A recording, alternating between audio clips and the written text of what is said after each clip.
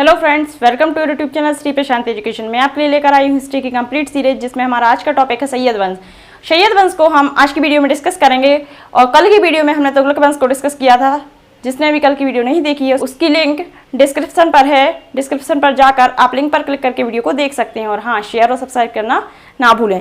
तो चलिए कंटिन्यू करते हैं। सैयद वंश, सैयद वंश जो चौथा ऐसा वंश था जिसने दिल्ली पर शासन किया। इसके पहले गुलाम वंश ने, फिर उसके बाद खिलजी वंश ने, फिर तुगलक वंश ने शासन किया और उसके बाद सैयद वंश ने शासन किया, जो चौथा वंश रहा। इसने दिल्ली पर शासन किया। 1414 से लेकर 1451 ईस्वी तक इसने शासन किया। अब देखिए किन किन शासकों ने दिल्ली पर शासन किया। सैयद वंश के किन किन शासकों ने दिल्ली पर शासन किया उनको भी हम जानते हैं। तो सैयद खिजर खां, जो कि सैयद वंश का संस्थापक था, इसने 1414 ईस्वी से लेकर 1421 ईस्वी तक इसने शासन किया। इसके बाद मुबारक शाह, इसने 1421 ईस्वी से लेकर 1434 ईस्वी तक दिल्ली पर शासन किया। इसके बाद मोहम्मद शाह, इसने 1434 ईस्वी से लेकर 1434 ईस्वी से लेकर 1445 ईस्वी तक दिल्ली पर शासन किया।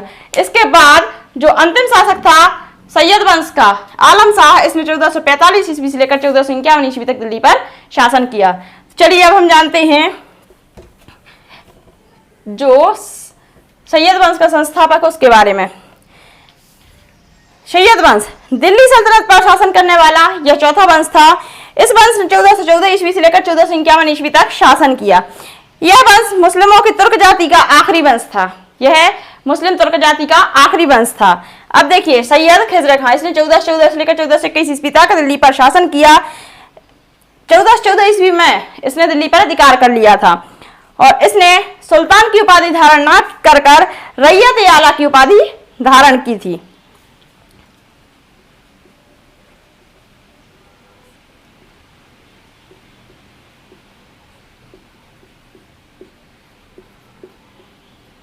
रैयत आला की उपाधि इसने धारण की थी।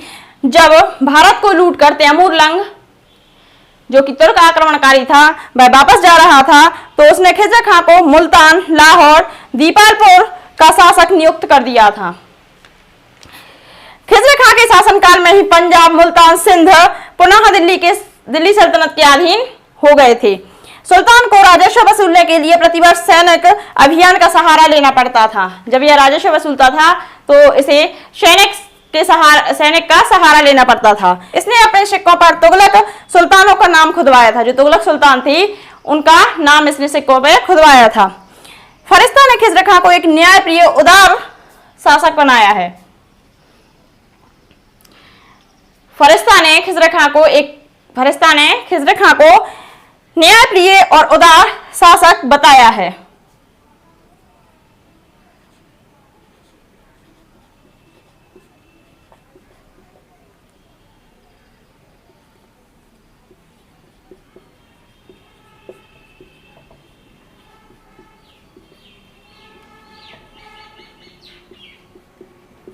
उदार शासक बताया है। खिजर खां की मृत्यु 20 मई 1421 को हो गई थी।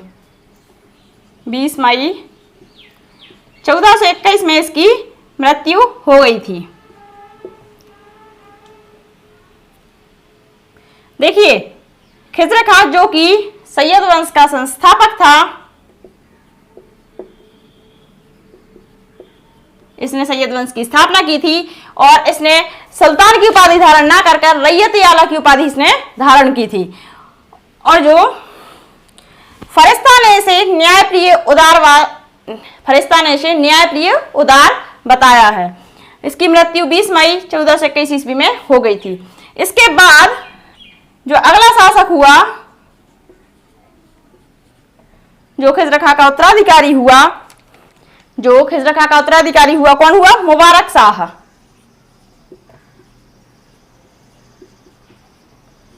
मुबारक शाह, इसने 1421 ईस्वी से लेकर 1434 ईस्वी तक शासन किया दिल्ली पर।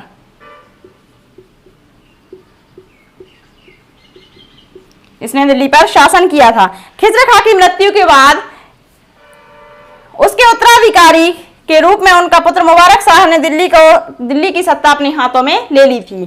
खिज़र खां की जब मृत्यु हो गई तो उसके बाद उसका जो उत्तराधिकारी हो मुबारक शाह, उसने, अब देखिए, मुबारक शाह खिज़र खां का पुत्र था, खिज़र खां का पुत्र था और इसने अपने पिता की मृत्यु के बाद शासन की बागडोर को संभाला था। इसके पिता के विपरीत इसने सुल्तान के रूप में घोषित किया था। देखिए, इसकी पिता की मृत्यु हो गई। जो खिज़र खां था उसने खुद को सुल्तान की उपाधि ना देकर रैयत आला की उपाधि धारण की थी और मुबारक शाह ने उसके पिता के विपरीत अपने आप को सुल्तान के रूप में घोषित किया था। देखिए, मुबारक शाह ने शाह की उपाधि धारण की थी, शाह की उपाधि इसने धारण की थी और इसने अपने नाम के सिक्के भी जारी किए थे। इसने अपने नाम के सिक्के भी जारी किए थे। इसने अपने नाम से खुतबा पढ़वाया था।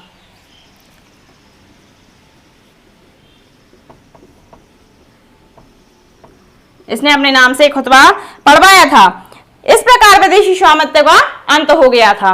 मुबारक शाह के समय में पहली बार दिल्ली सल्तनत में दो महत्वपूर्ण हिंद अमीरों का उल्लेख मिलता है।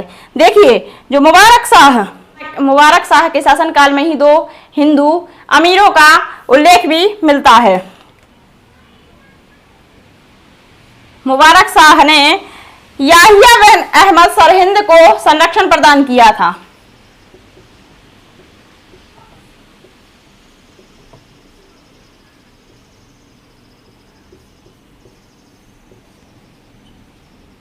सरहिंद को संरक्षण प्रदान किया था। देखिए, मुबारक शाह का ग्रंथ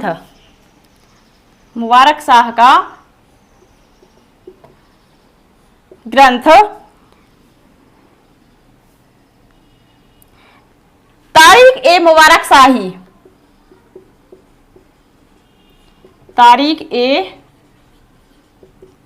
मुबारक शाही, जिसमें मुबारक शाह के शासनकाल का उल्लेख मिलता है।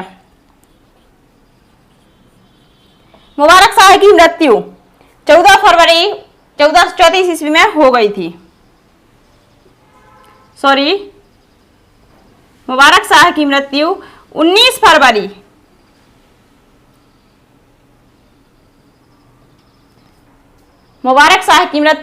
फरवरी 1434 ईस्वी में हो गई थी। 1434 ईस्वी में हो गई थी और मुबारक शाह का जो वजीर था सरवर और मुल्क ने षड्यंत्र से इसकी हत्या कर दी थी।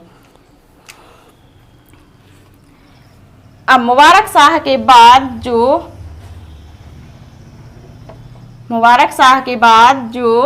सैयद वंश का अगला शासक हुआ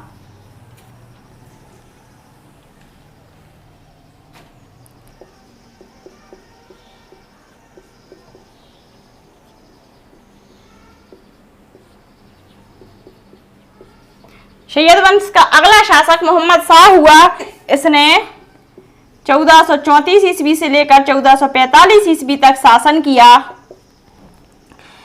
मुबारक शाह के दत्तक पुत्र अहमद शाह को वजीर, सरवर और मुल्क एवं अन्य अमीरों ने मिलकर 19 फरवरी 1434 ईस्वी में दिल्ली का सुल्तान बना दिया, खाना की उपाधि दी थी। मोहम्मद शाह नाम मात्र का शासक था और इसके शासन की बागडोर पूर्णतः वजीर, सरवर और मुल्क संभाल रहा था। जो मोहम्मद शाह था वह नाम मात्र का शासक था और इसके शासन पर पूर्ण नियंत्रण वजीर, सरवर और मुल्क का था।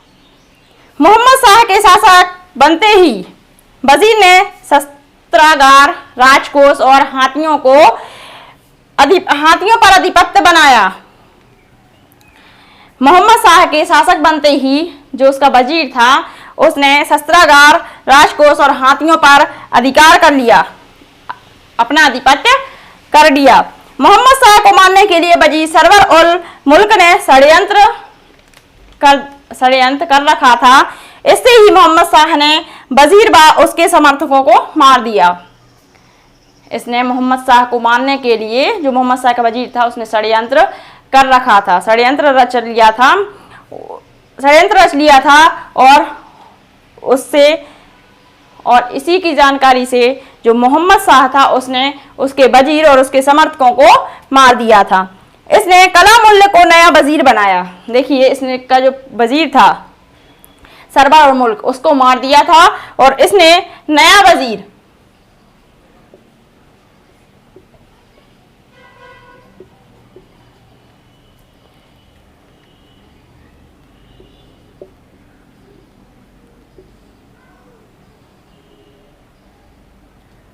कमाल अल मुल्क को नया वजीर बनाया। 1440 ईस्वी में महमूद खिलजी ने मोहम्मद शाह पर आक्रमण किया, लेकिन युद्ध के बाद दोनों में संधि हो गई और बहलोल लोदी को मोहम्मद शाह 1440 ईस्वी में महमूद खिलजी ने मोहम्मद शाह पर आक्रमण किया, लेकिन युद्ध के बीच दोनों में संधि हो गई थी। बहलोल लोदी को मोहम्मद शाह ने अपना पुत्र बना लिया था, अपने पुत्र की संज्ञा दे दी थी। मोहम्मद शाह की मृत्यु 1445 ईस्वी में हो गई थी। 1445 ईस्वी में हो गई थी। मोहम्मद शाह की मृत्यु 1445 ईस्वी में हो गई थी और इसका जो अगला शासक हुआ वह कौन हुआ? आलम शाह। आलम शाह ने 1445 ईस्वी से लेकर 1451 ईस्वी तक शासन किया। 1445 से लेकर 1451 ईस्वी तक आलम शाह ने शासन किया। सैयद वंश का अंतिम शासक था। सैयद वंश का अंतिम शासक आलम शाह और इसका संस्थापक कौन था सैयद वंश का? तो सैयद खिजर खां। 1445 ईस्वी में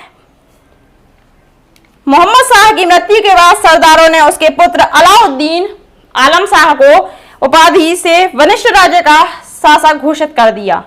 देखिए, मोहम्मद शाह की जब मृत्यु हो गई तो आलम शाह को सरदारों ने सुल्तान घोषित कर दिया। आलम शाह एक अयोग्य शासक था। कैसा शासक था? अयोग्य शासक था। 1451 ईस्वी में दिल्ली राज सिंहासन बहलोल लोदी को दे दी। देखिए, 1451 में इसने दिल्ली की राज सिंहासन बहलोल लोदी को दे दी। बहलोल लोदी को दे दी और निंदनीय ढंग से 1447 ईस्वी में यह दिल्ली छोड़कर अपने प्रिय स्थान बदायूं चला गया था। 1451 में इसने दिल्ली सल्तनत को बहलोल लोदी को दे दी थी और यह निंदनीय ढंग से 1447 ईस्वी में दिल्ली को छोड़कर अपने प्रिय स्थान बदायूं चला गया था। आलम शाह की मृत्यु 1476 ईस्वी में हो गई थी। आलम शाह की मृत्यु 1476 ईस्वी में हो गई थी। और देखिए, आलम शाह का नाम सुल्तान बनने के पहले इसका नाम अलाउद्दीन शाह था।